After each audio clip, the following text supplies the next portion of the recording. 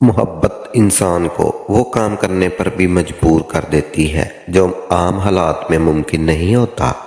18 سال کی عمر میں میں نے بھی ایک ایسی ہی حد پار کی جس کا نتیجہ یہ نکلا کہ میرے گھر والوں نے مجھے گھر سے ہی نکال دیا۔ یہ دسمبر کی ایک سرد شام تھی جب میں بے حد پریشان تھا۔ میرے اخراجات بڑھتے جا رہے تھے۔ کالج میں جیب خرچ کی ضرورت تھی لیکن والد صاحب اتنے پیسے نہیں دیتے تھے۔ ایک دن میں اپنے دوست زاہد کے پاس اسٹڈی کے لیے گیا اور اسے اپنی پریشانی بتائی۔ میں نے کہا، یار زاہد، بابا اتنے کم پیسے دیتے ہیں کہ کالج میں خرچ کرتے ہوئے شرم آتی ہے۔ تمہیں تو پتا ہے کہ ہمارے دوست کتنے امیر ہیں اور کتنے پیسے خرچ کرتے ہیں۔ ان کے سامنے خود کو بہت چھوٹا محسوس کرتا ہوں۔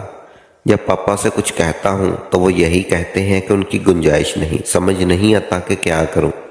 زاہد میری بات سن کر مسکرایا اور بولا، یار اس میں پریشانی کی کیا بات ہے؟ ہم دونوں 18 سال کے ہو چکے ہیں۔ اب والدین پر بوجھ بننے کی بجائے خود کچھ کرنا چاہیے۔ میں حیرت سے اس کی طرف دیکھتے ہوئے بولا، تم کیا کرتے ہو؟ زاہد نے جواب دیا، میں رات کے وقت پارٹ ٹائم بچوں کو پڑھاتا ہوں جس سے اچھی خاصی آمدنی ہو جاتی ہے۔ تم بھی ایسا کچھ کر لو۔ اس کی بات سن کر میں حیران رہ گیا اور بولا، تو نے پہلے کبھی یہ بات نہیں بتائی؟ وہ ہنستے ہوئے بولا، شاید کبھی ذکر ہی نہیں ہوا۔ پھر وہ مجھ سے پوچھنے لگا، کیا تم پڑھانا چاہتے ہو؟ 2 چھوٹی بچیاں ہیں جن کی والدہ بیوہ ہے۔ وہ مالی طور پر مستحکم ہے اور اپنے بچوں کو تعلیم کے لیے اچھی خاصی رقم دینے کے تیار ہیں۔ اگر تم چاہو تو میں ان سے بات کر لیتا ہوں۔ زاہد نے بتایا، دراصل وہ آنٹی ٹیوشن کے لیے میرے پاس آئی تھی لیکن میرے پاس وقت نہیں ہے۔ میں پہلے ہی 4 گھروں میں پڑھا رہا ہوں اور 5ویں گھر لینے کی گنجائش نہیں۔ یہ سن کر میں چونکا کہ کچھ اور۔ چلو ٹھیک ہے، تم ان سے بات کر لو۔ اگر مجھے مہینے کی اچھی خاصی رقم مل جائے تو میں انکار نہیں کروں گا۔ زاہد نے فوراً فون اٹھایا اور کسی سے بات کرنے لگا۔ پیسوں کی بات کرتے ہوئے اس نے معاملہ 5000 میں طے کر دیا۔ وہ کہنے لگا، دونوں بچیاں چھوٹی ہیں، ایک پہلی کلاس میں اور دوسری تیسری کلاس میں پڑھتی ہے۔ تمہیں پڑھانے میں کوئی مشکل نہیں ہوگی۔ یہ 5000 روپے بھی ایک خاصی رقم ہے جس سے تمہارے کالج کا خرچ نکل آئے گا۔ میں نے مسکراتے ہوئے اس کا شکریہ ادا کیا اور کہا، یار تو نے تو میری بڑی پریشانی حل کر دی۔ مجھے تو سمجھ نہیں آ رہا تھا کہ کیا کروں۔ زاہد بولا، آج سے ہی شروع کر دو۔ یہاں سے گھر جانے کی بجائے میرے ساتھ چلو، میں تمہیں اس کی گھر لے جاتا ہوں۔ ان کا گھر زیادہ دور نہیں ہے۔ میں نے جواب دیا، ٹھیک ہے، بس میں اماں کو فون کر کے بتا دیتا ہوں ورنہ میری خیر نہیں ہوگی۔ تمہیں تو پتا ہے نا اماں کتنی غصے والی ہیں۔ زاہد میری بات سن کر ہنس پڑا۔ میری اماں مڈل کلاس کی وہ عورت تھی جو پرانے خیالات کی مالک تھی اور مغرب کے بعد گھر سے باہر رہنے پر سخت ناراض ہوتی۔ اگر مجھے کسی سے کام باہر جانا ہوتا تو انہیں فون کر کے ضرور بتانا پڑتا۔ شاید ایسا صرف مڈل کلاس گھرانوں میں ہی ہوتا ہے یا پھر یہ ہر ماں کی فکر مندی کا حصہ ہے۔ خیر، میں نے اماں کو فون کر کے ٹیوشن کی بات بتائی۔ انہوں نے کوئی اعتراض نہیں کیا، بس کہا، بیٹا وقت پر گھر آ جانا، مجھے فکر ہوتی ہے۔ میں نے جواب دیا، جی اماں پریشان نہ ہو۔ اس کے بعد میں زاہد کے ساتھ کچھ دیر پڑھائی کرتا رہا۔ 2 کتابیں جو میں خرید نہیں سکا تھا وہ زاہد کے پاس تھیں اور میں انہیں پڑھنے کے لیے اکثر اس کے گھر جاتا تھا۔ تھوڑی دیر بعد زاہد مجھے اس عورت کے گھر لے گیا جہاں وہ اپنی 2 بچیوں کے ساتھ رہتی تھی۔ جب ہم وہاں پہنچے اور بتایا کہ ہم ٹیوشن کے لیے آئے ہیں تو انہوں نے فوراً ہمیں اندر ڈرائنگ روم میں بٹھا لیا۔ میری نظر ڈرائنگ روم کے پردوں پر ٹھہر گئی۔ وہ پردے بے حد خوبصورت اور قیمتی تھے۔ قالین بھی بہت عمدہ تھا اور میرے کمرے کی ہر چیز نفاست سے سجی ہوئی تھی۔ پھر وہ عورت ہمارے سامنے آ کر بیٹھ گئی اور بولی، میرا نام عائزہ ہے اور میری 2 چھوٹی بیٹیاں ہیں، دونوں غریب ہی اسکول میں پڑھتی ہیں۔ انہی کے لیے مجھے ٹیوشن کی ضرورت تھی۔ ان کی بات سن کر میں نے کہا، جی میں پوری محنت سے پڑھاؤں گا، اب کو شکایت کا موقع نہیں ملے گا۔ وہ مسکرا کر کہنے لگی، بس مجھے ایسا ہی کوئی ٹیچر چاہیے جو میری بچیوں کا مستقبل روشن کر دے۔ میں ان کے مستقبل کو لے کر بہت پریشان رہتی ہوں۔ رات 8 سے 9 کا وقت ہم نے طے کر لیا اور اجازت لے کر واپسی کے لیے نکل پڑے۔ ہماری بات چیت مکمل ہو چکی تھی اور اگلے دن سے مجھے پڑھانا تھا۔ انہوں نے ایڈوانس کے 5000 روپے اسی وقت میرے ہاتھ پر رکھ دیے، جسے دیکھ کر میں حیران رہ گیا۔ ہماری ان سے کوئی ذاتی جان پہچان نہیں تھی۔ یہ ٹیوشن عائزہ صاحبہ کے کسی جاننے والے کے ذریعے زاہد تک پہنچی تھی۔ ہم ان کے لیے مکمل اجنبی تھے۔ لیکن پھر بھی انہوں نے اعتماد کے ساتھ فوراً پیسے دے دیے، جس سے صاف ظاہر تھا کہ ان کے پاس پیسوں کی کوئی کمی نہیں تھی۔ اگلے دن میں نے ان کی بچیوں کو پڑھانے جانا شروع کر دیا۔ دونوں بچیاں حورب اور میرب بہت ہی پیاری اور ذہین تھی۔ انہیں پہلے سے ہی کافی کچھ آتا تھا۔ میں نے جو بھی پڑھایا وہ فوراً سمجھ گئی۔ آدھے گھنٹے میں انہوں نے اپنا ہوم ورک بھی مکمل کر لیا۔ پہلے دن ہی مجھے اندازہ ہو گیا تھا وہ دونوں بہت قابل اور ذہین ہے۔ تھوڑی سی توجہ ان کو صلاحیت مزید نکھر سکتی ہے۔ جب انہوں نے اتنی جلدی ہوم ورک مکمل کر لیا تو میں خود حیران رہ گیا۔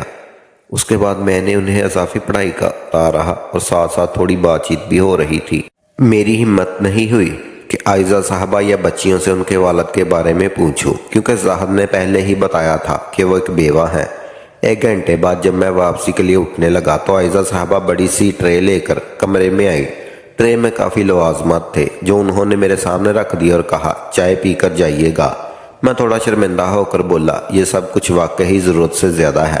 میں کھانا کھا کر آتا ہوں اور سردیوں میں مغرب جلدی ہو جاتی ہے، اس لیے ہمارے گھر بھی کھانے کا وقت جلدی ہوتا ہے۔ عائزہ صاحبہ مسکرا کر بولی، جی ہاں مجھے اندازہ ہے، اسی لیے صرف چائے کا اہتمام کیا ہے، آپ چائے پی کر ہی جائیے گا۔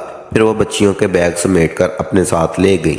میں بچیوں سے ہنسی مذاق کرتا رہا اور گرم گرم سموسے کھائے، چائے پی اور آدھے گھنٹے بعد وہاں سے نکل گیا۔ عائزہ صاحبہ کے اخلاق اور سادگی نے مجھے متاثر کر دیا تھا۔ ان میں غرور کا شائنہ تک نہ تھا۔ وہ بالکل ایک دوست کی طرح مجھ سے بات کرتی تھی۔ ہماری عمروں میں تقریباً 15 سال کا فرق تھا، لیکن ان کے انداز اور اتوار سے کبھی محسوس نہیں ہوتا تھا کہ وہ مجھ سے اتنی بڑی ہے۔ ان کے بال بے حد خوبصورت تھے اور چہرے پر تازگی کا ایسے تاثرات تھے جو کسی جوان عورت کی خوبصورتی کو بھی مات دے دیتے۔ سب سے بڑھ کر ان کی آواز میں ایسی مٹھاس تھی کہ دل کرتا وہ بولتی ہی رہے اور میں سنتا رہوں۔ جیسے جیسے میں روزانہ ان کے گھر جانے لگا، عائزہ صاحبہ کے ساتھ میری اچھی خاصی دوستی ہو گئی۔ اکثر بچیوں کو پڑھانے کے بعد میں ان کے ساتھ بات چیت کرنے بیٹھ جاتا۔ مجھے گھر سے باہر کا سکون بہت اچھا لگتا تھا، کیونکہ میرے اپنے گھر کا ماحول خاصا سخت تھا۔ میں اپنے والدین اماں اور ابا دونوں سے ہی ڈرتا تھا، لیکن خوش قسمتی سے انہیں اس ٹیوشن پر کوئی اعتراض نہیں تھا، اس لیے میں آرام سے عائزہ صاحبہ کے ساتھ گپ شپ لگا لیتا۔ وقت کے ساتھ ساتھ مجھے ان کی عادت ہو چلی تھی اور 6 مہینے کب گزر گئے پتہ ہی نہیں چلا۔ پھر بچیوں کے 2 مہینے کی چھٹیاں آ گئی۔ ایک دن عائزہ صاحبہ نے کہا، چھٹیوں میں بچیوں کے پاس کوئی کام نہیں ہوگا، اگر آپ 2 مہینے کا وقفہ لینا چاہیں تو لے سکتے ہیں۔ میں خاموشی سے انہیں دیکھتا رہا اور وہ میرے جواب کا انتظار کرتی رہی۔ آخرکار میں نے آہستگی سے کہا، اب تو مجھے آپ کی اتنی عادت ہو گئی ہے کہ میں ایک دن بھی آپ کے گھر آئے بغیر نہیں رہ سکتا۔ 2 مہینے تو بہت زیادہ ہیں۔ میری بات سن کر ان کے چہرے پر ہلکی سی مسکراہٹ آ گئی۔ وہ نظریں جھکا کر بولی، مجھے کوئی اعتراض نہیں ہے، آپ چاہے تو روزانہ آتے رہیں۔ سچ یہ ہے زین، مجھے آپ کی عادت ہو گئی ہے، آپ کے بغیر میرا دل نہیں لگتا۔ میں بھی یہی سوچ رہی تھی کہ 2 مہینے آپ نہیں آئیں گے تو رات کے وقت کیا کریں گے۔ ان کی بات سن کر میں مسکرا دیا۔ چھٹیوں میں واقعی حورب اور میرب کے پاس کرنے کو کچھ خاص نہیں تھا، اس لیے میں نے انہیں تھوڑی دیر پڑھاتا اور باقی وقت عائزہ صاحبہ سے بات چیت کرتا رہتا۔ اب تو میں ڈرائنگ روم سے نکل کر ان کے گھر کے مختلف حصوں میں چہل قدمی بھی کرنے لگا تھا اور عائزہ صاحبہ کو اس پر کوئی اعتراض نہیں تھا۔ ایک دن وہ کچن میں کام کر رہی تھی۔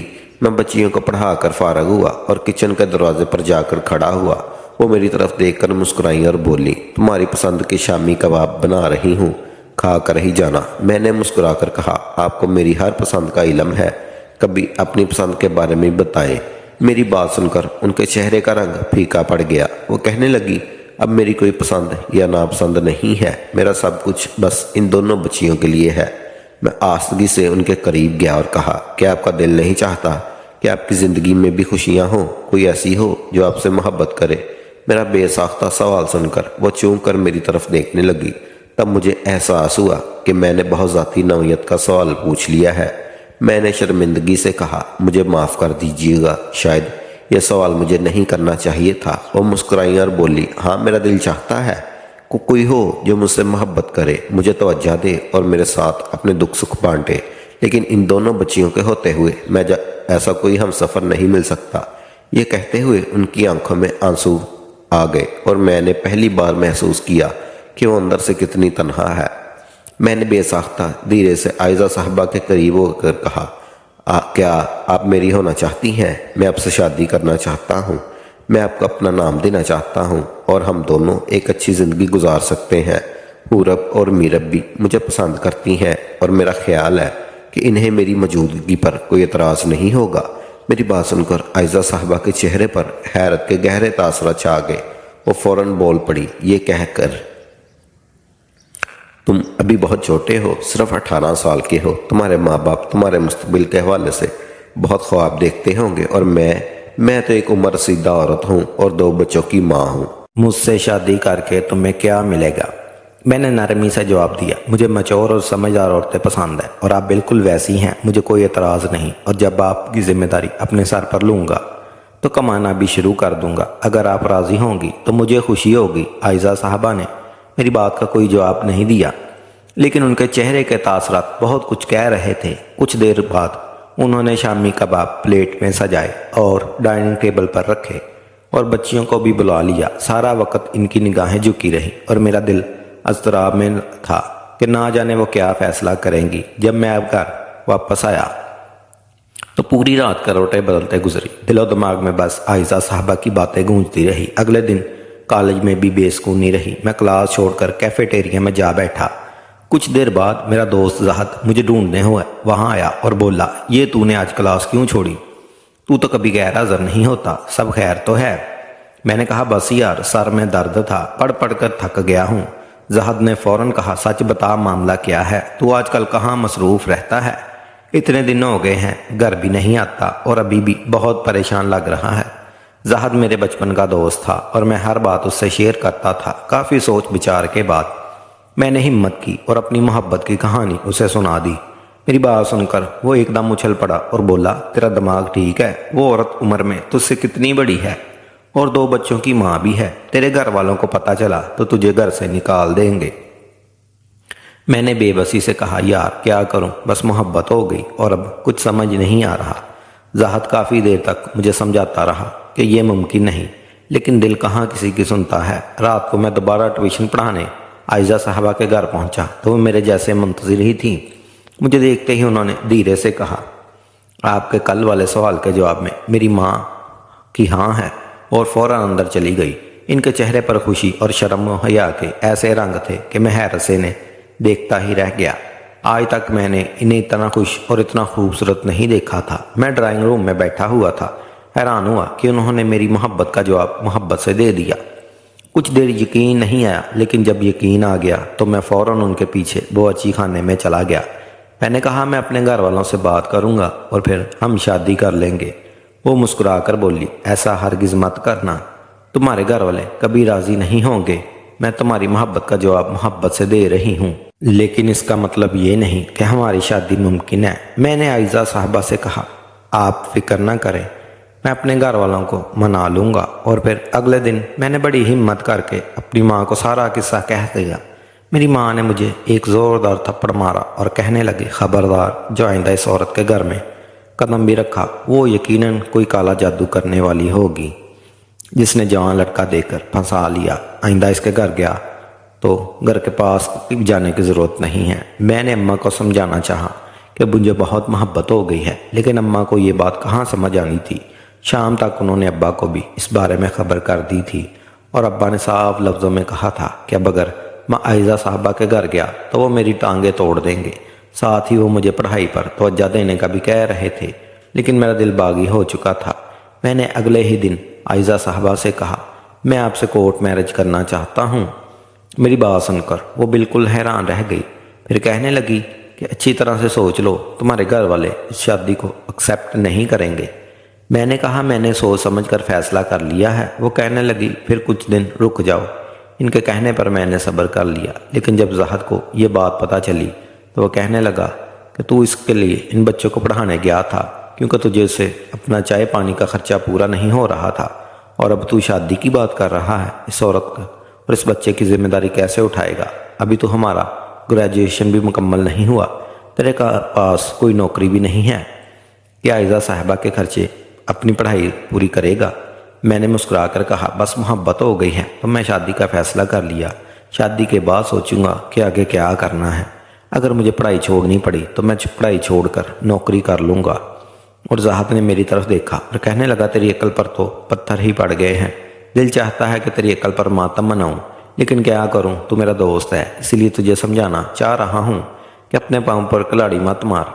लेकिन मैंने ज़ाहदा की बात पर तवज्जो न दी और एक हफ्ते बाद आयज़ा साहबा से निकाह कर लिया और इस निकाह के बाद मेरे माँ बाप ने हमेशा के लिए मुझसे कता तल्लक ही कर लिया। मेरी माँ को तो यकीन ही नहीं आया था कि मैं उनकी मर्ज़ी के ख़िलाफ़ जाकर अपनी से दुगनी औरत की उम्र से शादी कर लूँगा। वो तो रो पीट कर यही कह रही थी कि वो औरत कोई जादूगरनी होगी जिसने मेरे बेटे को ही फंसा लिया। अपना घर छोड़कर आयज़ा साहबा के घर मैं मुंतकिल हो गया था और अब मेरे बहुत खुश थी क्योंकि वो मुझसे बहुत मोहब्बत करने लगी थी। मैं सारा वक्त उनके साथ खेलता रहता। रात हुई तो दोनों बच्चियां अपने कमरे में सोने के लिए चली गई और मैं आयज़ा साहबा के साथ उनके कमरे में पहुंच गया। मैंने अपना मुख्तसर सामान भी उन्हीं के कमरे में रख दिया था जो मैं अपने कपड़े घर से उठाकर लाया था। आयज़ा साहबा ने तकिया उठाकर सोफे पर रखा और कहने लगी, ज़ैन तुम यहाँ सुकून से सो सकते हो। इनकी बात सुनकर मैं एकदम से हैरान हुआ और कहा, मैं सोफे पर क्यों सोऊंगा? मैंने आपसे शादी की है, मैं आप पर हक रखता हूँ। मैं तो आपसे आज की रात मोहब्बत जताना चाहता हूँ। मैं धीरे धीरे आयज़ा साहबा के करीब हुआ तो वो एकदम घबरा कर पीछे हटी और कहने लगी कि मुझे कुछ वक्त चाहिए। ज़ैन तुम्हारे कहने पर मैंने निकाह तो कर लिया है, लेकिन कहीं ना कहीं मुझे इस बात पर अफसोस है कि मेरी वजह से तुम्हारा घर छूट गया। तुम्हारे माँ बाप का दिल मेरी वजह से दुखा है।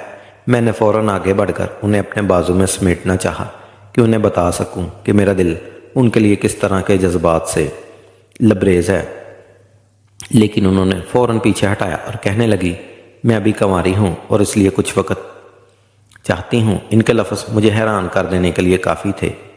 मैं बेयकीनी से कहने लगा, आप मजाक कर रही हैं ना? आप तो एक बेवा औरत हैं, आपकी 2 बच्चियाँ भी हैं, फिर आप कंवारी कैसे हो सकती हैं? आयज़ा साहबा ने एक निगाह मुझ पर डाली और कहने लगी कि सही वक्त आने पर तुम्हें सब कुछ पता चल जाएगा, लेकिन अभी मैं कुछ नहीं कह सकती। बस तुम मुझसे दूर रहो। और फिर खुद वो बिस्तर पर सो गई और मजबूरन सोफे पर सोना पड़ा। मैं उनसे सही तरह से अपनी मोहब्बत का इजहार न कर पाया और ना ही मेरे जज्बात को तस्कीन मिली। मैंने सारी रात तड़पते हुए गुजार दी। फिर ऐसे ही दिन गुजरने लगे। मैं जब भी उनके करीब होने लगता तो वो फ़ौरन ये कहकर दूर हो जाती कि फ़िलहाल इन्हें वक्त चाहिए और वो अभी कंवारी हैं। मैं ये बात चाह कर भी किसी को नहीं बता सकता था कि मैं किस तकलीफ़ से गुजर रहा हूँ। ज़ाहद को अगर कुछ बताता तो वो उल्टा मेरा ही मजाक बनाता, फिर या मुझे बातें सुनाता क्योंकि वो मेरी इस शादी के ख़िलाफ़ था। माँ बाप का घर तो मैं खुद ही छोड़ आया था। और फिर ऐसे ही 1 महीना गुजर गया और 1 महीने बाद एक रात मुझ पर ऐसी क़यामत टूटी कि मेरे होश उड़ गए। मुझे वो सच्चाई पता चली जो हैरान कर देने वाली थी। रात के तकरीबन 2 बजे का वक़्त था। नींद में से मेरी आंखें खुली तो मैंने देखा कि आयज़ा कमरे में नहीं है। आयज़ा की तलाश में कमरे से बाहर निकला तो मुझे वो बच्चों के कमरे में नज़र आ गई। कमरे का दरवाज़ा खुला हुआ था। मैं आस्तगी से चलता हुआ कमरे के दरवाजे पर पहुंचा तो आयज़ा इन सोती हुई बच्चियों से बात कर रही थी और कह रही थी, देखना मैं तुम्हारे बाबा के कातलों से कैसा बदला लूँगी। उन्होंने मुझसे मेरा भाई छीना है, तुम्हारे सर से बाप का साया गया। मैं भी इन्हें इतनी आसान ज़िंदगी नहीं गुजरने दूंगी। आज उनका बड़ा बेटा मेरे घर में मेरे साथ है और वो इसके लिए तड़प रहे हैं। कल उनको छोटा बेटा भी यही होगा। एक एक करके मैं इनकी सारी औलादों को इनसे जुदा कर दूंगी और फिर मेरे दिल को करार आ जाएगा। वो सोती हुई मूरब और मीरब से बातें कर रही थी जबकि मेरे होश उड़ गए और फिर मेरी नज़र इस तस्वीर पर पड़ी जो आयज़ा साहबा के हाथ में थी और मुझे ये चेहरा पहचानने में ज़्यादा वक्त नहीं लगा था। ये आज से कुछ साल पहले की बात थी जब मैं और मेरे बाबा ने दोनों मोटरसाइकिल चला रहे थे कि अचानक ही बाबा की तेज़ रफ्तारी की वजह से एक शख्स मोटरसाइकिल की जद में आकर जाम बाग हो गया था। इसका चेहरा मुझे आज भी अच्छी तरह से याद था। सड़क केस करता हुआ वो शख्स मेरे जहन में पूरी तरह से बस गया था और वो कोई और नहीं बल्कि वही इंसान था जो मीरब और हुरब का बाप था। लेकिन वो आयज़ा का शौहर तो नहीं बल्कि भाई था। इसके इंतकाल के बाद आयज़ा ने दोनों बच्चियों को अपने साथ रख लिया था।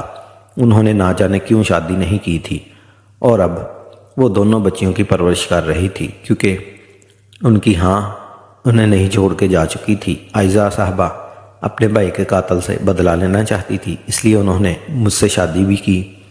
پہلے تو جب میں ٹیوشن پڑھانے آیا تب انہیں معلوم نہیں تھا کہ میں کون ہوں، لیکن پھر اگلے ہی دن انہوں نے میری معلومات نکلوائی۔ کیونکہ مجھے ان کے گھر جانا تھا تو انہیں سب کچھ سمجھ آ گیا تھا، ہر بات پتہ چل گئی، اور وہ وہیں سے انہوں نے بدلہ لینے کا منصوبہ بنا لیا اور اس میں کافی حد تک کامیاب ہو گئی تھی۔ لیکن رات کے اندھیرے میں عائزہ صاحبہ کا سچ مجھ پر واضح ہو گیا تھا۔ میں کمرے میں داخل ہوا اور ان کے قدموں میں بیٹھ کر روتے ہوئے کہا، اس روز میں ابھی اپنے والد کے ساتھ تھا۔ جو کچھ بھی ہوا وہ ایک حادثہ تھا، میرے والد نے جان بوجھ کر کچھ نہیں کیا تھا۔ عائزہ نے مجھے دھکا دیا اور کہا، تمہاری وجہ سے میرا اکلوتا بھائی چلا گیا، اس کے بچے یتیم ہو گئے اور ان کی ماں انہیں چھوڑ کر چلی گئی، تم لوگوں کو اس کی سزا بھگتنی ہوگی، تمہارے ماں باپ کو بھی تمہارا دکھ دیکھنا پڑے گا۔ میں نے انہیں سمجھانے کی کوشش کی کہ یہ قسمت کا لکھا تھا، لیکن میں ان سے محبت کرتا ہوں اور یہ حقیقت ہے۔ مگر عائزہ صاحبہ نے میری کوئی بات نہیں سنی، وہ پوری رات روتی رہی اور میرا دل کرم میں ڈوبا رہا۔ اگلے دن میں اپنے والد کے پاس گیا جو بہت مشکل سے مجھ سے ملے۔ میں نے انہیں ساری حقیقت بتائی۔ وہ میرے ساتھ عائزہ کے گھر پہنچے اور ان سے معافی مانگی۔ میرے والد نے کہا، اس حادثے کے بعد ایک لمحے کے لیے بھی مجھے سکون نہیں ملا، میں نے اپنی پوری زندگی اس دکھ کا ساتھ گزاری ہے۔ میرے والد کے اس قدم نادام ہونے، وہ بار بار معافی مانگنے پر عائزہ نے انہیں معاف کر دیا۔ میں نے عائزہ سے درخواست کی کہ وہ ہماری شادی کو قبول کر لیں۔ میرے والد کو بھی ابھی اس رشتے پر کوئی اعتراض نہیں تھا، کیونکہ اس طرح حورب اور میرب کا مستقبل بہتر ہو سکتا تھا۔ عائزہ نے بالآخر اس رشتے کو قبول کر لیا۔ اب میں پڑھائی کے ساتھ نوکری بھی کر رہا ہوں اور جتنا ممکن ہو گھر کا خرچ اٹھاتا ہوں، باقی اخراجات عائزہ کی زمینوں سے پورے ہوتے ہیں۔ ان کے بھائی کی زمینیں سے جو آمدنی آتی ہے وہ حورب اور میرب کی تعلیم پر خرچ ہوتی ہے، جبکہ عائزہ اپنی زمینوں کی آمدنی ہم دونوں پر خرچ کرتی ہے۔ میں خدا کا شکر گزار ہوں کہ وقت پر مجھ پر حقیقت کھل گئی اور میں نے اور میرے والد نے عائزہ سے معافی مانگ لی۔ آج ہم سب ایک بہتر زندگی گزار رہے ہیں اور میں اپنی محبت اور ذمہ داری کے ساتھ کھڑا ہوں۔